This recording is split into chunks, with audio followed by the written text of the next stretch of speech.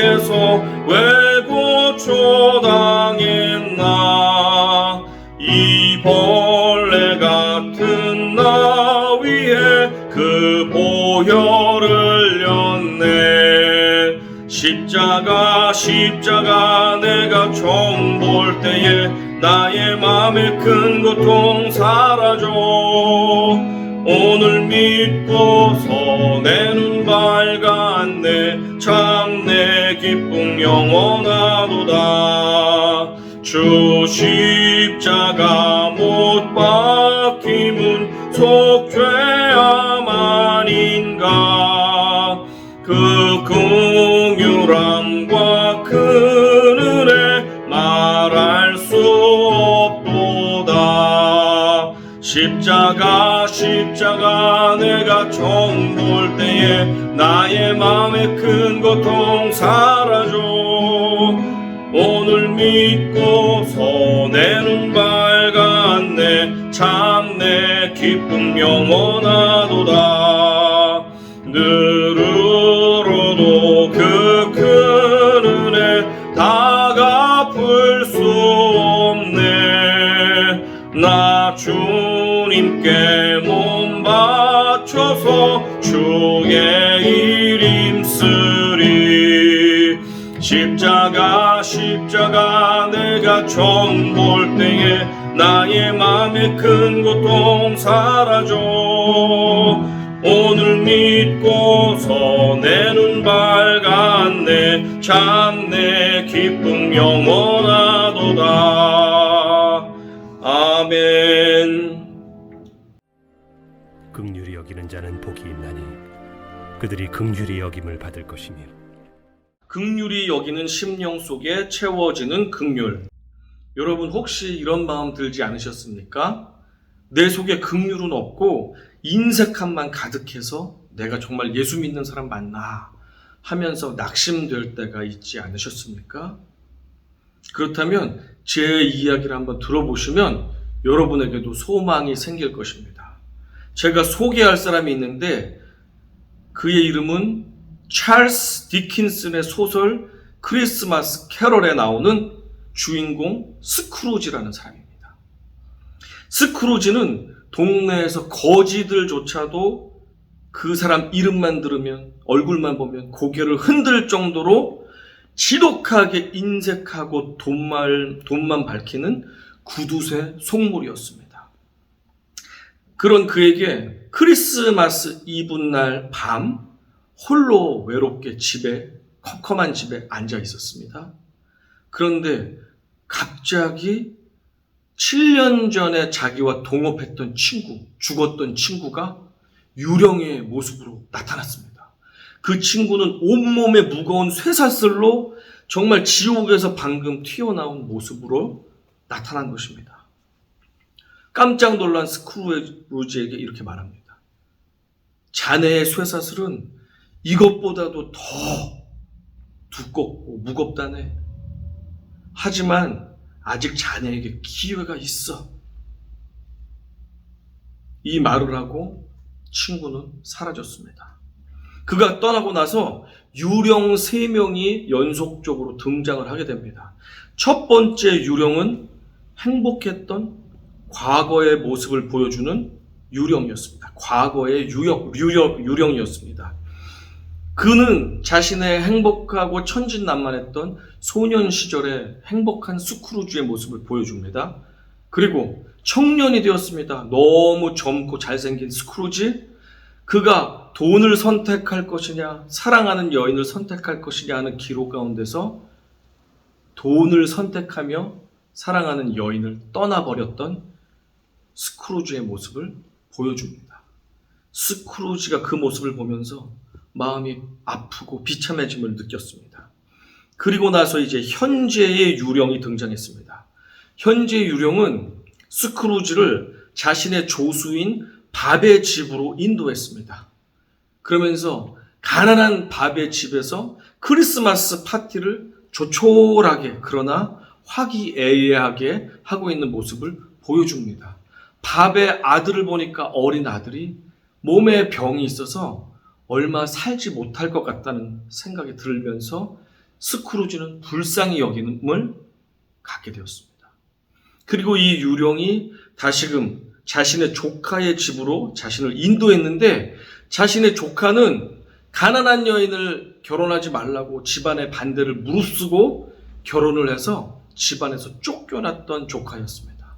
그 역시 가난한 집에서 사랑하는 가족들과 조촐하게 크리스마스 파티를 하면서 서로 사랑하는 모습을 보여주었습니다.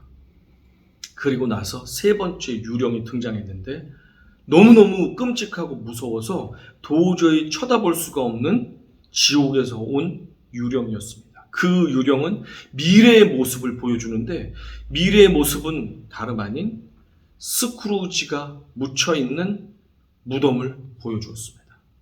그런데 아무도 스크루지의 죽음을 슬퍼하는 이가 없었습니다. 오히려 도둑들이 자기가 벌어놓은 물건들을 훔쳐가기 시작했고, 어떤 사람들은 잘 죽었다 하면서 비웃기까지 하였습니다. 비참해진 스크루지가 자신의 묘지의 비석을 보니까 이렇게 쓰여 있는 것입니다. 일평생 자기만을 생각하며 살아온 구두쇠 스크루지, 그가 이곳에 잠들다. 스크루지는 눈물 범벅이 돼서 그 미래의 유령에게 사정하며 제발 내 미래를 바꿀 수 있는 방법이 없냐, 나 좀 살려달라, 바꾸겠다, 새 사람이 되겠다 하면서 애원을 하였습니다. 안 돼! 하면서 스크루지가 눈을 떴는데, 눈을 뜨고 보니까 다음날 아침, 크리스마스 아침이었습니다. 스크루지는 정신을 차리고 길거리로 뛰어나갔습니다. 이내 스크루지는 그 불쌍하지만 행복한 가정을 꾸리고 있는 자신의 조수 밥의 집에 최고급 칠면조를 사서 보냅니다. 그리고 집안에서 쫓겨난 조카 그 집에 찾아가서 행복한 크리스마스 식사를 같이 나누며 서로를 격려하고 축복하는 시간을 갖습니다. 그리고 그 전날 밤에 전에 자선단체에 온 사람을 문전박대했었는데, 다시금 그 자선단체 사람을 불러서 거액의 자선 비용을 헌물하는 그런 모습도 보여줍니다. 스크루지는 이제 완전히 새로운 사람, 긍휼의 사람으로 바뀌어 버렸습니다. 스크루지가 변했다면 우리들도 변할 수 있습니다. 긍휼은 하나님 아버지의 핵심 성품 중에 하나입니다. 시편 145편 8절과 9절입니다. 여호와는 은혜로우시며 긍휼이 많으시며 노하기를 더디하시며 인자하심이 크시도다. 여호와께서는 모든 것을 선대하시며 그 지으신 모든 것에 긍휼을 베푸시는도다. 여호와 하나님께서는 긍휼이 한이 없으신 분이십니다. 오늘 본문의 키워드인 긍휼, 이 긍휼의 헬라어 명사는 엘레오스라는 단어입니다. 그러나 저는 긍휼의 히브리어 명사인 라하밈에 더 큰 관심을 두기 원합니다. 라하밈, 긍휼이라는 단어는 자궁을 뜻하는 레헴이라는 단어로부터 파생된 단어입니다. 다시 한번, 긍휼을 뜻하는 히브리어 단어 라하밈은 자궁, 엄마의 자궁을 뜻하는 레헴에서 파생된 단어입니다. 이스라엘 사람들의 의식 속에는 같은 태에서 나온 이들에 대한 특별한 감정이 있었는데, 그 감정이 라하밈, 곧 긍휼을 말합니다. 이사야서 49장 15절에서도 이렇게 말씀하고 있습니다. 여인이 어찌 그 젖 먹는 자식을 잊겠으며 자기 태에서 난 아들을 긍휼히 여기지 않겠느냐. 그들은 혹시 잊을지라도 나는 너희를 잊지 아니할 것이라. 10달 동안 뱃속에서 엄마와 한 몸이었던 아기는, 아기가 이제 엄마 자궁 밖으로 나와서 자라고 장성하게 됩니다. 그리고 먼 훗날 노인이 됩니다. 80 먹은 노모가 60 먹은 노인이 된 아들에게 얘야 차 조심해라, 따뜻하게 입고 다녀라, 그래, 엄마가 해줄게. 아이고, 사랑하는 내 새끼.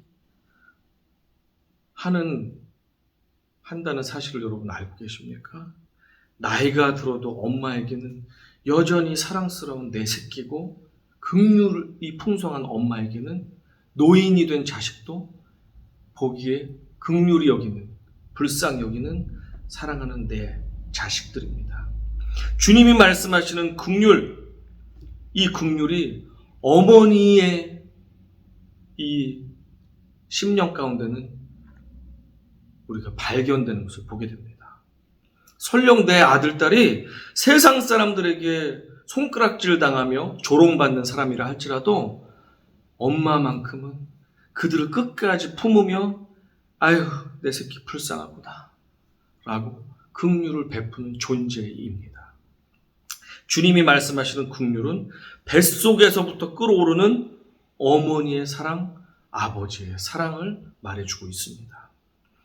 20세기 최고의 설교자 마틴 로이드 존스 목사님께서는 긍휼을 이렇게 설명합니다.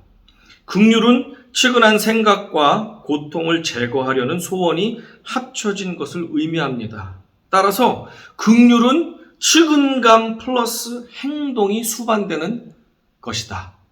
불쌍히 여김만 가지고 긍휼이라 하지 않고 그것에 따르는 그로부터 고통에서 건져주고자 하는 행동까지가 긍휼을 이루고 있다라는 것입니다. 따라서 주님께서 말씀하신 7절의 이 말씀을 자세하게 제가 의역을 해본다면 이렇게 말할 수 있을 것 같습니다. 비참한 상황 속에서 고통받고 있는 누군가를 불쌍히 여길 뿐만 아니라 그가 겪고 있는 고통으로부터 그를 건져주고자 행동하는 사람들이 복 있는 사람인데, 왜냐하면 그들은 자신이 긍휼을 베풀어 준 사람이 아닌 하나님께로부터 긍휼히 여김을 받게 될 것이기 때문이다 라고 의역을 해볼 수 있겠습니다. 복이 있도다 긍휼히 여기는 자들이여, 왜냐하면 그들이 하나님으로부터 긍휼히 여김을 받게 될 것이기 때문이다. 긍휼히 여기는 자는 복이 있나니 그들이 긍휼히 여김을 받을 것이며, 긍휼이 필요한 사람 앞에 서 있는 인간들의 유형은 참으로 다양합니다. 제가 그 유형 가운데서 대략 6가지를 한번 고민하면서 추려보았습니다. 하나씩 설명을 드려보겠습니다. 첫 번째, 배은망덕형 인간의 유형이 있습니다.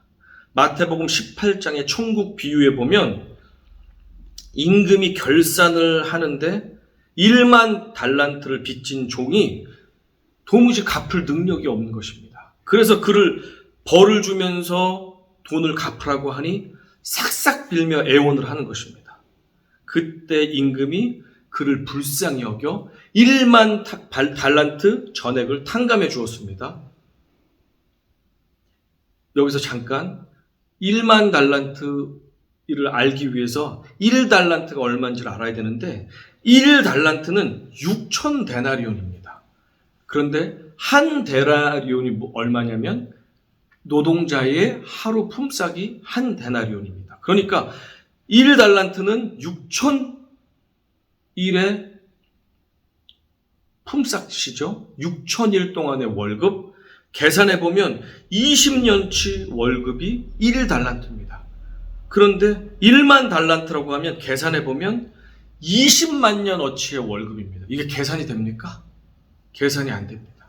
그래서 오늘날 시세로 일당을 해서 계산을 할 수도 있지만 그게 의미가 없어서 저는 계산을 굳이 하지 않았습니다. 1만 달란트는 도무지 인간이 만들어낼 수도 없고 갚아낼 수도 없는 어마어마한 계산이 안 되는 큰 금액입니다. 그런데 만약 이 달란트에서 말하는 이 달란트가 은이 아닌 금이라면 곱하기 15배가 되었다고 합니다. 그러니까 어찌되었든 천문학적인 금액이 바로 1만 달란트입니다. 임금이신 하나님께서 1만 달란트 빚진 자를 완전히 면제해 주었습니다. 그런데 면제받은 이 악한 종이 어떻게 했냐면 돌아가는 길에 자기에게 100데나리온, 그러니까 100일치 월급을 빌려가고 못 갚은 사람, 4개월치 월급에 해당되는 돈을 아직 못 갚은 사람의 멱살을 잡으면서 너 이 자식! 내 돈 안 내나? 내놓을 때까지 너는 여기서 못 나와! 하면서 옥에 가두었다는 이야기가 나옵니다. 마태복음 18장 26절부터 28절입니다. 같이 읽어보겠습니다. 시작! 그 종이 엎드려 절하며 이르되 내게 참으소서 다 갚으리이다 하거늘 그 종이 주인이 불쌍히 여겨 놓아 보내매 그 빚을 탕감하여 주었더니 그 종이 나가서 자기에게 100데나리온 빚진 동료 한 사람을 만나 붙들어 목을 잡고 이르되 빚을 갚으라 하매 자신이 받은 엄청난 은혜를 기억하지 못하는 배은망덕형 인간의 전형입니다. 슬프게도 뉴스를 보아도 그렇고 우리 주변을 둘러보아도 그렇고 왜 이렇게 요즘에 배은망덕한 인간들이 이렇게 많은지 모르겠습니다. 두 번째 유형입니다. 비판형 인간입니다. 고난을 당하게 되면 우리들은 누군가로부터 긍휼이 절실해집니다. 가끔은 우리를 위로하겠다며 찾아와서는 제대로 된 공감이나 위로는커녕 불쌍히 여김은커녕 일의 잘잘못부터 따지려고 들고 성경 말씀을 운운하면서 훈계를 하더니 결국에는 네 잘못 때문에 네가 받는 벌이야. 그러니까 하나님께 넙적 엎드려서 회개하고 용서를 빌어야지 네가 살아날 수 있어. 라고 우리의 아픈 상한 심령에 상처에 소금을 뿌리는 그러한 이웃들을 만나곤 합니다. 욥을 위로하기로 하면서 찾아왔던 세 친구들, 그들이 바로 이런 비판형 인간의 대표자들이었습니다. 위로한답시고 찾아와서는 오히려 판단하고 정죄하고 더 아픔을 주는 욥의 친구들에게 욥이 이렇게 간절하게 부탁했습니다. 나의 친구야, 너희는 나를 불쌍히 여겨다오. 나를 불쌍히 여겨다오. 하나님의 손이 나를 치셨구나. 너희가 어찌하여 하나님처럼 나를 박해하느냐? 내 살로도 부족하냐? 그만 괴롭혀달라는 욥의 부탁에도 친구들은 재판관이 되어서 끝까지 논리정연하게 잘잘못을 따집니다. 그러더니 이내 하나님의 이름으로 고통 중에 있는 친구에게 유죄 판결을 꽝꽝꽝 내려버립니다. 나아마 사람 소발이 욥에게 장시간 설교를 합니다.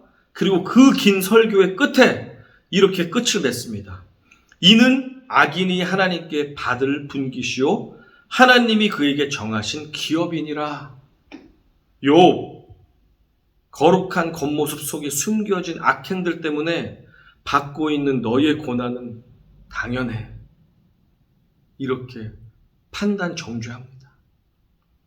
하지만 우리 주님은 결코 고난받는 자에게 이렇게 행동하지 않으셨습니다. 우리 주님은 즐거워하는 자와 함께 즐거워하셨고 우는 자와 함께 우셨습니다.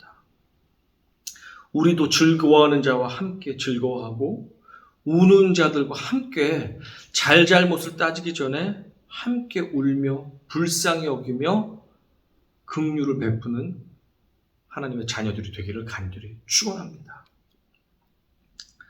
자, 셋째입니다. 회피형 인간 유형이 있습니다. 누가복음 10장에 등장합니다.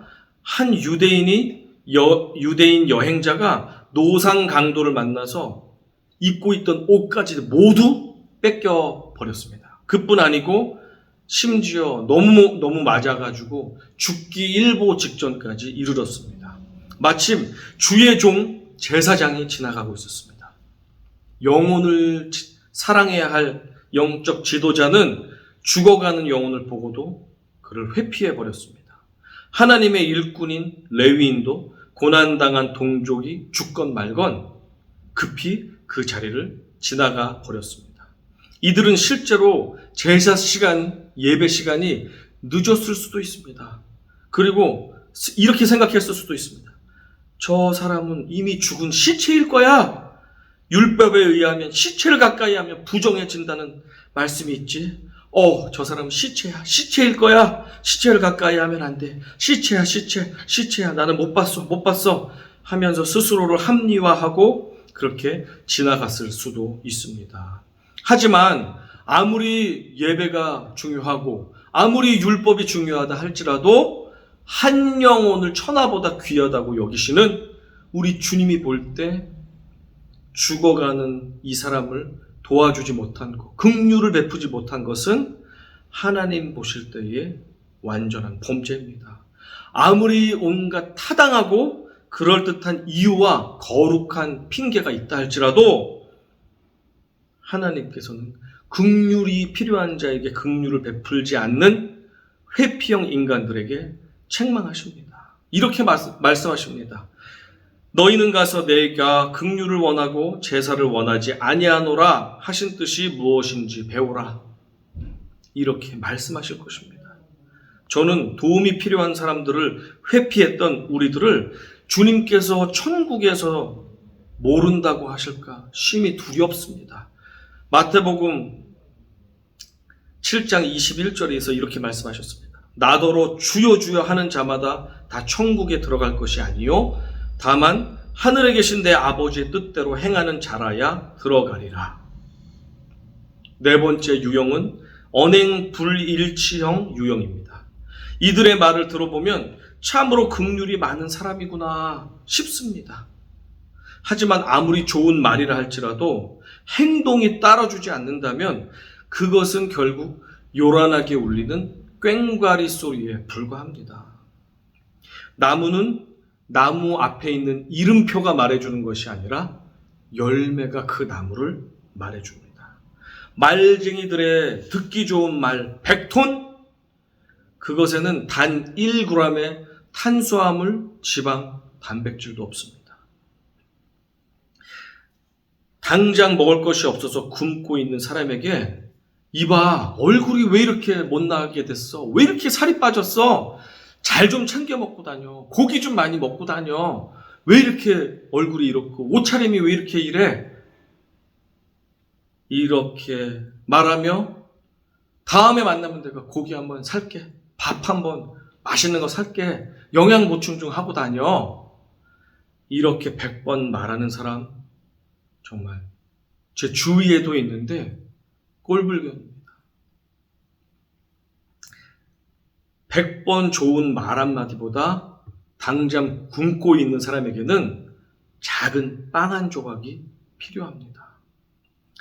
야고보서 2장 15절 16절입니다. 만일 형제나 자매가 헐벗고 일용할 양식이 없는데 너희 중에 누구든지 그에게 이르되 평안히 가라, 덥게 하라, 배부르게 하라 하며 그 몸에 쓸 것을 주지 아니하면 무슨 유익이 있으리요? 주님이 말씀하십니다. 말로만 때우고 조금도 돕거나 불쌍히 여김과 긍휼이 없이 그렇게 고통 중의 형제를 사랑으로 품지 못한다면 무슨 유익이 있느냐라고 하나님이 우리에게 책망합니다.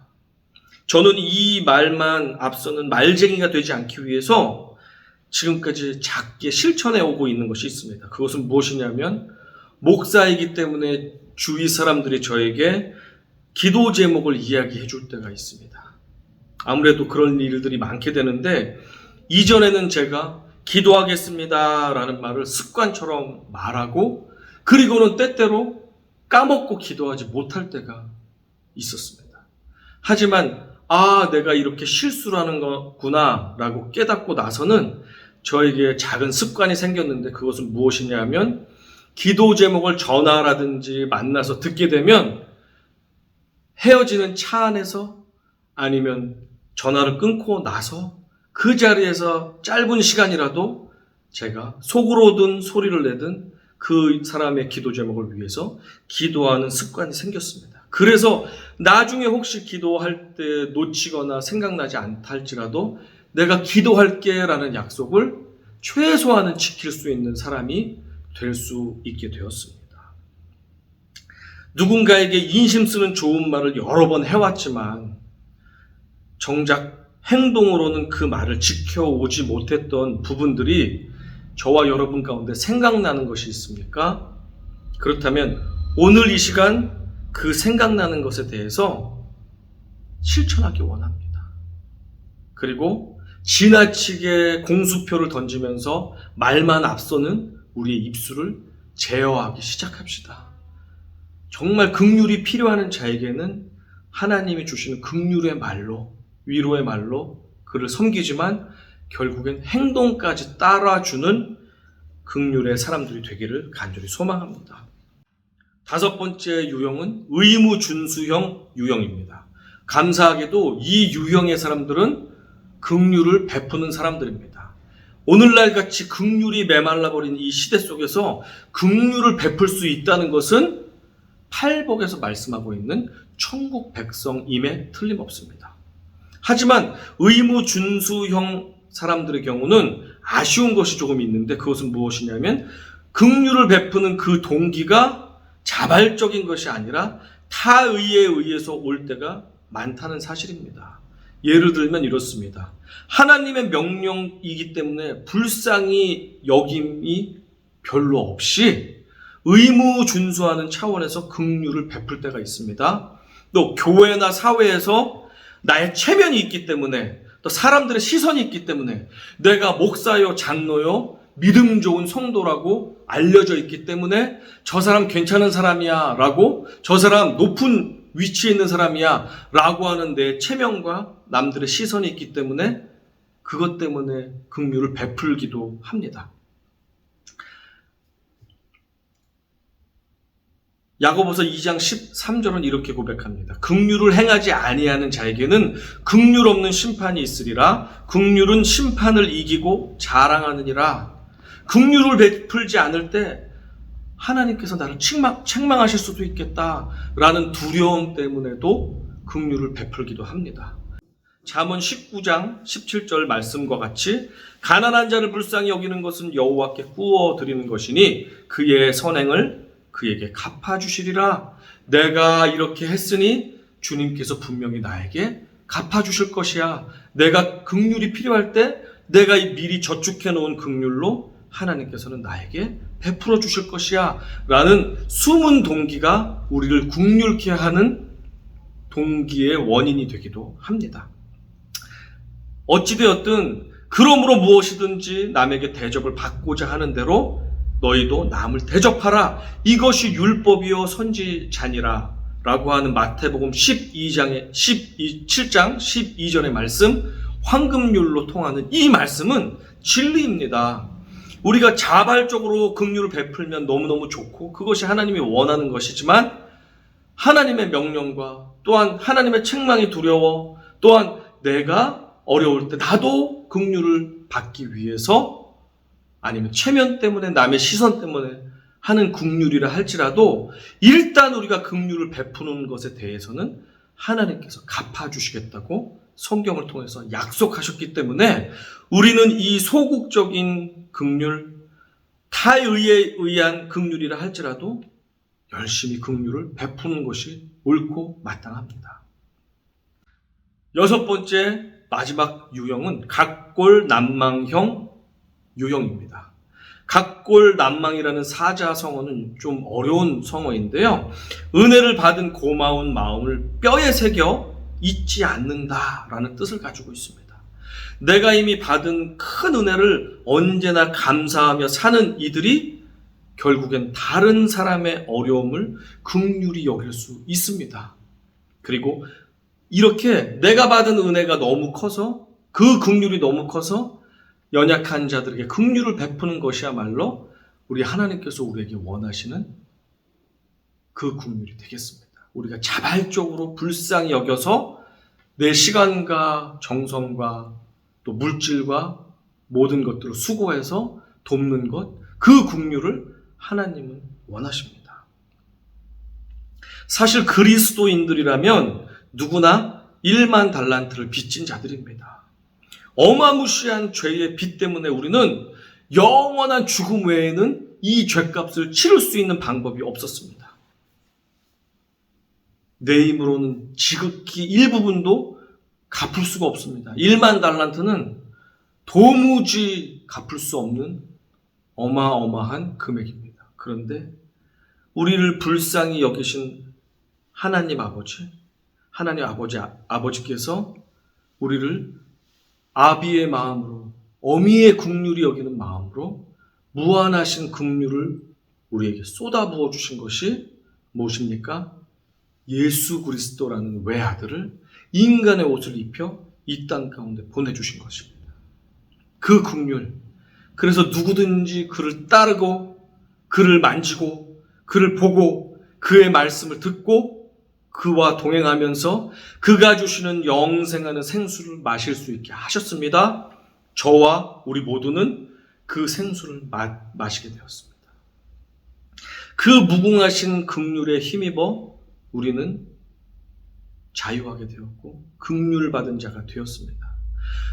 우리 예수 그리스도께서는 아무 죄도 없으셨지만 십자가에 기어이 1만 달란트 우리의 죄값을 짊어주시고 십자가에 오르셔서 죄값을 지불해 주셨습니다. 어떻게요? 자신의 생명을 내어 주시면서 1만 달란트 진 우리의 죄값을 갚으셨습니다. 그래서 우리는 참 자유하게 되었습니다. 이 사실을 알고 있는 저와 여러분, 참된 그리스도인이라면 누구도 예외 없이 태양보다 더 큰 긍휼을 모두 받은 수혜자인 것입니다. 그런데 우리가 그 은혜를 까맣게 잊어버리고 나서 100데나리온 빚진 자를 만나 멱살을 잡고 너 당장 내 돈 내놓지 않아?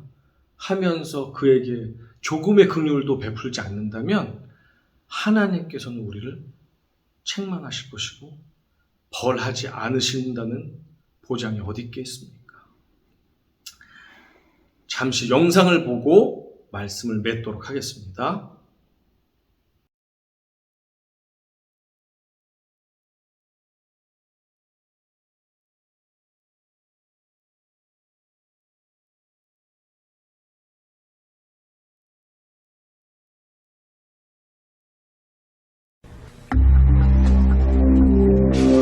On November 5th, 2003, all doubt of Ridgway's guilt was erased. He pleaded guilty to the murders of 48 women. He'd made a deal to cooperate with the prosecution to provide more information on his victims and the whereabouts of their remains. In doing so, he avoided a trial and possible death penalty. Mr. Ridgway, how do you plead to the charge of aggravated murder in the first degree as charged in count 1 for the death of Wendy Lee Caulfield? Guilty. How do you plead to the charge of aggravated murder in the first degree as charged in count 2? Guilty. Guilty. Guilty. It's like he didn't have any remorse at all for what he had done. You know, he'd killed so many people, he didn't remember who they were, what they looked like. I just couldn't believe that somebody could kill all those people and not remember them. Neither could the angry relatives of his victims, who were invited to speak in court when Ridgway was sentenced to life without parole on December 18, 2003. You had said your memory, when it comes to all of the women you took, was gone. Our memory is not. In your words, you said that they didn't mean anything to you, but she meant everything to us. She was a mother, she was a wife, she was a sister, and we miss her. Gary Ridgway sat there stone-faced as victims' relatives damned him and mocked him. He's an animal. I wish for him to have a long, suffering, cruel death. He's gonna go to hell, and that's where he belongs. But then the emotionless facade finally cracked when the father of one of his victims appeared to surprise him with a dose of human kindness. Mr. Ridgway, there are people here that hate you. I'm not one of them. You've made it difficult to live up to what I believe, and that is what God says to do, and that's to forgive. You are forgiven, sir.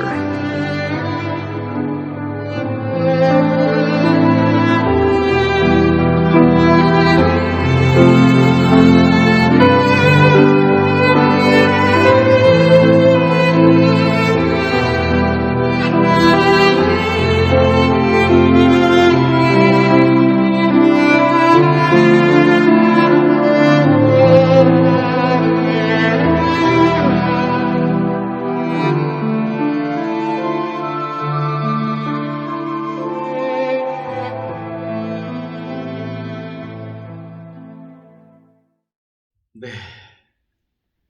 저 연쇄 살인범, 내 사랑하는 딸을 죽인, 처참하게 갈기갈기 찢어 죽인 저 연쇄 살인범을 하나님의 긍휼에 힘입어 용서하는 저 아버지의 모습을 볼 때 우리의 마음이 숙연해집니다.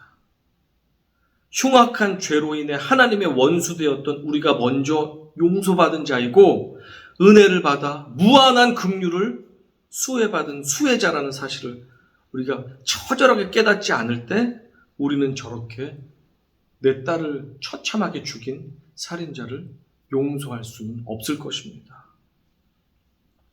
하나님의 긍휼이 얼마나 큰지를 비로소 깨달은 자, 그리고 삶에서 처절한 순간순간 속에서도 하나님의 그 크신 은혜와 긍휼을 여전히 잊지 않고 신뢰하고 붙잡는 자, 그래서 우리에게 더 큰 긍휼로 부어주실 것을 믿고 따라가는 자에게는 저도 자신이 없지만 끝까지 원수까지도 용서하며 긍휼을 베풀 수 있는 마음을 하나님 아버지께서, 특별히 성령님께서 우리에게 부어주실 것입니다. 그리고 그렇게 되기를 간절히 축원하며 기도합니다.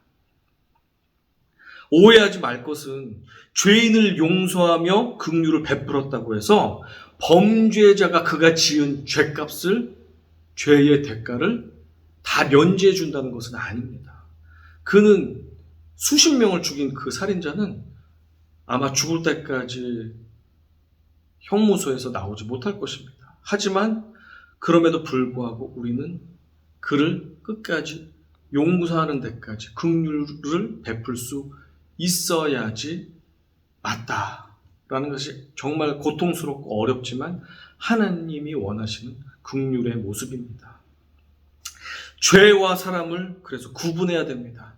죄는 끝까지 증오하고 미워해야 되지만 자신도 알지 못하게 지은 죄, 또는 알면서도 사단의 노예가 되어서 지은 죄, 때로는 무지하여서 자기도 모르지만 짓고 있는 죄, 죄인들, 그들에 대해서는 치근히 여기는 마음, 긍휼히 여기는 마음, 불쌍히 여기는 마음이 필요합니다. 그리고 할 수 있다면 그가 그 죄에서 노인받을 수 있도록 우리가 긍휼히 여기고 행동에까지, 어떠한 모습이 되었든 행동까지도 나아갈 수 있는 우리가 되기를 소망합니다. 20대 초반 저는 살아갈 이유를 발견하지 못해서 세상에서 술에 취해 때로는 인사불성이 되어서 집에 돌아왔던 못난이였습니다. 이런 못난이 아들을 끝까지 포기하지 않고 눈물로 그 다리를 붙잡고 기도하셨던 어머니, 포기하지 않으시며 끝까지 긍휼을 베풀어 주셨던 어머니가 계셨기 때문에 지금의 제가 있었습니다. 신대원의 시험을 보는데 고생하면서 정말로 준비도 안 되어 있지만 최선을 다해서 시험 보는데 종이 울려서 답안지를 내지 못했죠. 작년까지 땡치고 답안지를 낸 사람은 다 찢어버리셨던 정운택 교수님께서 잠시 제 얼굴을 보더니 긍휼을 베풀어 주시고 빨리 내세요 하며 잠시 배려해 주셨습니다. 그랬기 때문에 그때 제가 하나님의 은혜로 신학대학원에 입학하게 되었고 지금의 제가 있게 되었습니다. 제가 어릴 때에도 집을 잃어버렸을 때 어딘지 모르고 정말 집의 반대 방향으로 가고 있던 밤이 캄캄한 그때에 누군가 퇴근하던 아저씨께서 저를 물어서 저희 집까지 데려다 주셨던 작은 긍휼, 자신의 시간과 또 배고픔과 또 추위와 모든 것들을 버리고 저를 배려해 주셨던 그 긍휼. 제가 부목사로 목회를 할 때 크고 작은 실수도 있었고 연약함도 있었음에도 불구하고 이런 모양 저런 모습으로 저를 품어주셨던 담임 목사님들과 여러 성도님들이 계셨기 때문에 지금의 제가 있었습니다. 연약하고 부족한 사람인데도 끝까지 남편을 인정해주고 존귀 여겨주고 끝까지 동역해주는 사랑하는 아내의 배려가 있었기 때문에 제가 지금 이렇게 하나님의 종으로 사역하고 있음을 고백하지 않을 수가 없습니다. 이렇게 누군가의 긍휼과 배려와 사랑이 있었기 때문에 저도 존재하고 여러분들도 존재합니다. 맞습니까? 맞습니다. 누군가가 우리를 섬겨주었고 불쌍히 여겨주었고 직접 행동으로 우리를 도와주었기 때문에 우리가 지금 이 모습 그대로 살아갈 수 있다는 사실을 기억할 때 우리는 우리보다 연약한 자에게 최소한의 긍휼을 베풀 수 있는 동력을 얻게 됩니다.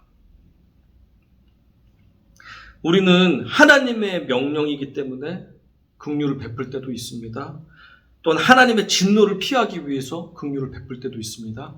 내가 어려움 당할 때 누군가 나를 긍휼을 베풀어 주겠지 하며 저축하는 마음으로도 긍휼을 베풀 수 있습니다. 내 체면이 있지, 사람들이 보는 시선이 있지 하면서도 긍휼을 베풀 수 있습니다. 때로는 저 사람은 자격도 없는 사람인데 내가 긍휼을 베풀기도 합니다. 하지만 더욱더 바라고 원하는 것은 아무 자격 없는 하나님의 원수되었던 우리가 직접 예수님을 십자가에 못 박은 사람들 아닙니까? 그런 우리까지도 조건 없이 긍휼을 베풀어 주신 하나님의 그 사랑, 예수 그리스도의 그 보혈의 공로를 의지하고 그 은혜에 감사할 때 우리는 우리 안에 있는 성령께서 긍휼할 수 있도록 우리에게 힘을 주시고 용기를 주시고 기쁨으로 불쌍히 여김과 섬김의 손길을 뻗칠 수 있도록 우리를 일으켜 주실 것입니다. 복이 있도다 긍휼히 여기는 자들이여, 왜냐하면 그들이 하나님으로부터 긍휼히 여김을 받게 될 것이기 때문이다. 긍휼히 여기는 자는 복이 있나니 그들이 긍휼히 여김을 받을 것이며, 긍휼히 여길 때 하나님의 풍성하신 긍휼이 우리 가운데 부어질 줄로 믿습니다. 우리가 그 약속을 기억하며 오늘도 긍휼을 베풀 수 있는 주님의 복된 성도님들 다 되시기를 주님의 이름으로 축원합니다. 감사합니다. 찬양하겠습니다.